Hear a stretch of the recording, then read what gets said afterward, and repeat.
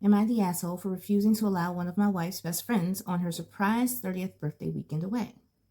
Hi everyone. My wife is 30 years old in October this year, and I set up a WhatsApp group and invited 7 of our friends in to arrange a couple of nights away as a surprise.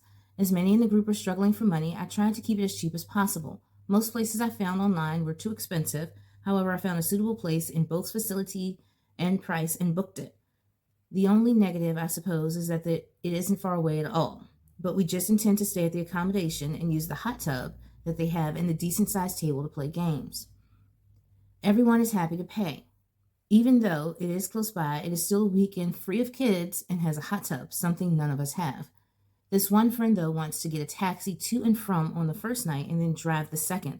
Now, am I the asshole for saying no? The rest of us have paid X amount for use of the facilities and use of the house, but she wants to get it for free, basically, and justify it by not staying over.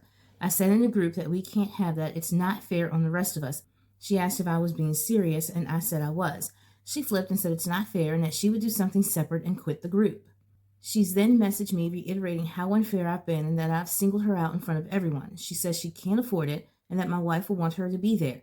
Now I've got it on good advice that she has thousands in savings and far more disposable income than anyone else in the group, so her saying she can't afford it is utter garbage to me. She says I've made her upset, feel like crap, and she's been crying about it.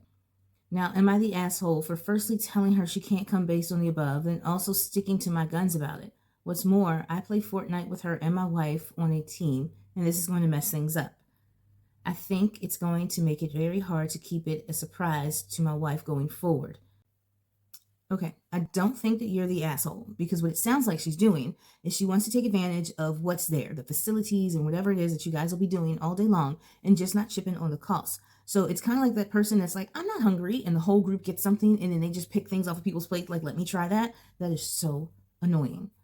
So I don't think you're the asshole for that. Now, her having thousands in the bank, we can't go on that. That's hearsay, so we can't base things on that. But her willing to pay for a taxi there and back, you said it's not far, but she's still paying for a taxi there and back, plus gas. And the second day, she said she'll do her own driving there and back. So will not the cost of the taxi there and back, plus tip, or unless she's the type of person that doesn't tip, and then gas for herself to get there and back for those 2 trips, will that not equal just going, staying, and chipping in with the rest of the group and stop? She called you selfish, but I think she's being selfish.